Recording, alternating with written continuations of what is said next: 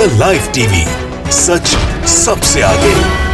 Bharatiya Janata party सत्ता में बने रहने के लिए, वोट पाने के लिए क्या कुछ कर सकती है, कितना गिर सकती है, इस बात का खुलासा हो चुका है।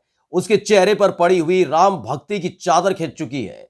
जी हां, क्योंकि जिन भगवान श्री राम के नाम पर भारतीय जनता पार्टी राजनीति करती आई, जिन भगवान श्री राम के नाम पर सत्ता में बनी रही, सत्ता पाई कई बार, उन्हीं भगवान श्री राम की कई बार बेइज्जती हुई और उन्हीं के साथ जाकर भारतीय जनता पार्टी ने हाथ मिलाया है और इस बार भी कुछ ऐसा ही हुआ है। नमस्कार, मैं हूं प्राज्वल गौतम और आप देख रहे हैं the live TV. Uttar Pradesh में विधानसभा चुनाव होने हैं। भारतीय जनता पार्टी लगातार इस बात को लेकर तड़प रही है कि कैसे भी करके वो सत्ता में बनी रहे। हर तरह साम दाम दंड भेद हर तरीके से प्रयास किए जा रहे हैं, अलग अलग बातें गिनाई जा रही हैं, मुद्दे कई सामने निकल कर आ गए हैं, उन्हें कुचलने की कोशिश की जा रही है, जात और साथ ही हिंदू मुसलमान कराने के लिए पूरी तरह से तैयारी की जा रही है। इन सब के बीच बात आई है निकलकर कि कैसे दोबारा भारतीय जनता पार्टी सत्ता में बनी रहे, क्योंकि भगवान श्री राम के नाम पर वोट मिलना पश्चिम में मुमकिन नहीं है। अयोध्या के आसपास एक बार के लिए फिर से माहौल बना लें।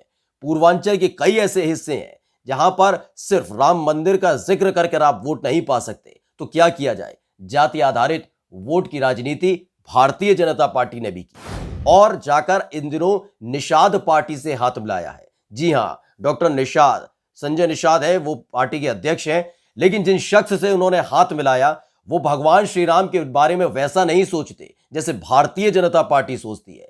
भारतीय जनता पार्टी या फिर इतिहास के अनुसार राजा दशरथ के पुत्र थे भगवान श्री राम, लेकिन नए नवेले दोस्त बने सत्ता के लिए।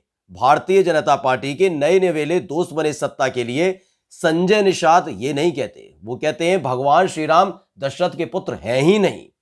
ये बात उन्होंने कहीं और पढ़ी है, किताबों से पढ़ी है। मखौड़ा घाट पर जन्म हुआ था निषाद राज का भी, भगवान श्री राम का भी जन्म हुआ था और ये दत्तक पुत्र है, यानी दशरथ के दत्तक पुत्र करार दिया है। आप पहले बयान सुनिए। राम और निषाद राज का जो जन्म है वह मखौड़ा घाट पर नियोग पुत्रेष्ठ कामी यज्ञ में नियोग विधि से खीर खिलाने के बहाने हुआ। खीर खाने से तो कोई बच्चा हो नहीं जाएगा ना, तो एक तरीका था, एक सम्मानजनक तरीका था। उससे कहते हैं कि दशरथ के वो तथाकथित पुत्र है, असली पुत्र वो श्रृंगी ऋषि निषाद है। तो भगवान श्री राम का नया इतिहास बताने वाले डॉक्टर संजय निषाद ये बताते हैं कि खीर खाने से कोई बच्चा पैदा नहीं होता और ये जो भगवान श्री राम है दरअसल ये निषादों के बेटे हैं। दत्तक पुत्र है दशरथ के जरूर, लेकिन निषादों के बेटे हैं, क्योंकि इन्हें दशरथ नहीं पहचान पाए, इन्हें अयोध्या वासी नहीं पहचान पाए। इन्हें अगर किसी ने पहचाना तो निषाद राज ने पहचाना था। इस तरह का दावा ठोक दिया है। अब आप देखिए, इस पूरे बयान के सामने आने के बावजूद भी भारतीय जनता पार्टी के तमाम बड़े नेताओं ने मुंह में दही जमा लिए। लग गया है कि जब मुंह में छाले हो गए, बोलेंगे तो दर्द होगा। यानी कि पूरी तरह से एक्सपोज हो चुके हैं कि भगवान श्री राम के बारे में कोई इस तरह की विवादित बयान देता है, उसके बावजूद भी चुप्पी साध ली जाती है। और मामला सिर्फ इतना तक नहीं है, जिस दिन ये बयान दिया उसके ठीक एक दिन बाद प्रधानमंत्री नरेंद्र मोदी और गृह मंत्री अमित शाह की तरफ से दूत भेजा गया। जी, दूत धर्मेंद्र प्रधान को उत्तर प्रदेश में भेजा गया। जाइए बात करिए, आरक्षण का मुद्दा उठा रहे हैं वो बात करिए। यानी भगवान श्री राम के बारे में जो अनर्गल बातें डॉक्टर संजय निषाद ने कही, विवादित बातें जो डॉक्टर संजय निषाद ने कही, उन बातों को भुला दिया गया। बस आरक्षण को ध्यान में रखा गया, वोटों को ध्यान में रखा गया, राजनीति को ध्यान में रखा गया और सत्ता को ध्यान में रखा गया। धर्मेंद्र प्रधान और डॉक्टर संजय निषाद की मुलाकात हुई और उसके बाद सहमति बन गई है।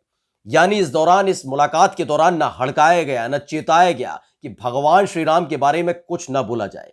और अभी तक किसी भी भारतीय जनता पार्टी के बड़े नेता ने डॉक्टर संजय निषाद के इस बयान को खारिज नहीं किया, निंदा नहीं की, आलोचना नहीं की, कोई धमकी या चेतावनी डॉक्टर संजय निषाद को नहीं दी है।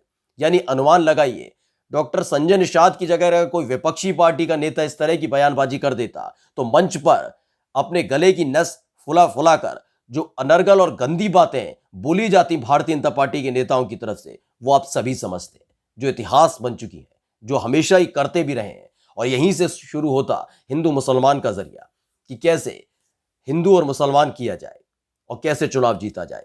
फिलहाल अपने ही सहयोगी ने जो पूर्वांचल में इनकी ताकत बन सकता है, तमाम निषादों को एक साथ जोड़कर भारतीय जनता पार्टी की नींव को मजबूत कर सकता है, जो ओम प्रकाश राजभर की कमी को पूरा कर सकता है, भर सकता है, ऐसे डॉक्टर संजय निषाद को चुनावी दौर में नाराज नहीं करना चाहती भारतीय जनता पार्टी। और यही इसका असली चाल चरित्र चेहरा है कि भगवान श्री राम के नाम पर केवल राजनीति की है, सिर्फ वोटों की खेती काटी है। भगवान श्री राम के नाम पर कि मंदिर बनवा दिया, आंदोलन हमने किया, हम लड़े, ये तमाम बातें आपने कई बार सुनी होंगी, लेकिन कभी ये नहीं बताने आए कि चंदा भी हमने ही चोरी किया। क्योंकि याद होगा चंपत राय पर कितना संगीन आरोप लगा था, और ये आम आदमी पार्टी लगातार आरोप लगाती रही है चंपत राय पर। फिलहाल ये केवल अकेले नेता नहीं है डॉक्टर संजय निषाद। हम क्यों कह रहे हैं कि भारतीय जनता पार्टी एक्सपोज हो चुकी है? क्योंकि एक और शख्स है हरदोई के एक बड़े नेता, कभी वो समाजवादी पार्टी के शान हुआ करते थे, लेकिन इन दिनों भारतीय जनता पार्टी के बड़े नेता बन चुके हैं। जी हां, कमल थाम चुके हैं नरेश अग्रवाल। हाल ही में नहीं थामा, पुराना थामा है। और जैसे ही वो भारतीय जनता पार्टी में शामिल हुए थे, वो मानो पूरी तरह से सुर बदल चुके थे उनके। लेकिन ये वही शख्स है जिसने भगवान श्री राम की बेइज्जती, उनके बारे में गंदी बात और अनर्गल बातें संसद के अंदर खड़े होकर कही थी। वो बयान भी आपको सुनवा देते हैं कि किस तरह से भगवान श्री राम की तुलना शराब से की थी। सुनिए। कि विस्की में विष्णु बसे, विस्की में विष्णु बसे, रम में श्री राम, जिनमें माता जानकी, और ठर्रे में हनुमान, सियावल रामचंद्र की। तो सुना, ये पुराना बयान है, लेकिन जब ये बयान दिया था उस दौरान ये समाजवादी पार्टी के सदस्य हुआ करते थे, राज्यसभा सदस्य हुआ करते थे। भारतीय जनता पार्टी के तमाम नेताओं ने हंगामा किया था, बहुत विरोध किया था, आलोचना की थी। लेकिन इस बयान को उस वक्त भुला दिया गया जब भारतीय जनता पार्टी में नरेश अग्रवाल शामिल हो गए। यानी ये दोहरा रूप लेकर भारतीय जनता पार्टी चलती है। जो भगवान श्री राम के बारे में गंदी और अनर्गल बातें बोलते हैं, उनको भुला दिया जाता है, क्योंकि सत्ता में बने रहना है, वोटों की खेती काटनी है। यही डॉक्टर संजय निषाद के साथ है कि जब उन्होंने ये सब बोला है, अभी तक किसी की तरफ से, संत महात्मा खुद को कहते हैं मुख्यमंत्री योगी आदित्यनाथ, उनकी तरफ से भी एक भी बयान नहीं आया है। यह तक नहीं बोला गया है कि डॉक्टर संजय निषाद अगर व्यक्तिगत तौर पर या राजनीतिक तौर पर कोई मांग रखते हैं तो सुना जाएगा, लेकिन भगवान श्री राम के बारे में इस तरह की अनर्गल बातें नहीं सुनी जाएंगी। ऐसा कुछ नहीं कहा गया, क्योंकि बात वोट की है। और वोट जो पूर्वांचल में मिलेगा वो शायद राम मंदिर के नाम पर ना मिले, वो निषादों के नाम पर मिलेगा, डॉक्टर संजय निषाद के नाम पर मिलेगा। तो किस तरह से चाल चरित्र चेहरा भारतीय जनता पार्टी का बदलता रहता है, किस तरह से योगी आदित्यनाथ, किस तरह से तमाम भारतीय जनता पार्टी के तमाम नेता एक्सपोज हुए हैं, आप समझ सकते हैं कि केवल सत्ता में बने रहने के लिए नरेश अग्रवाल जैसे व्यक्ति जो गंदी बातें संसद के अंदर खड़े होकर करते हैं, वो थोड़े ही दिनों में भारतीय जनता पार्टी के सबसे लाडले सदस्य हो जाते हैं। उन्हें भारतीय जनता पार्टी में पूरे जोर शोर के साथ शामिल किया जाता है। और यही भारतीय जनता पार्टी का असल चाल चरित्र और चेहरा है। जी हां, नमस्कार। द लाइव टीवी, सच सबसे आगे।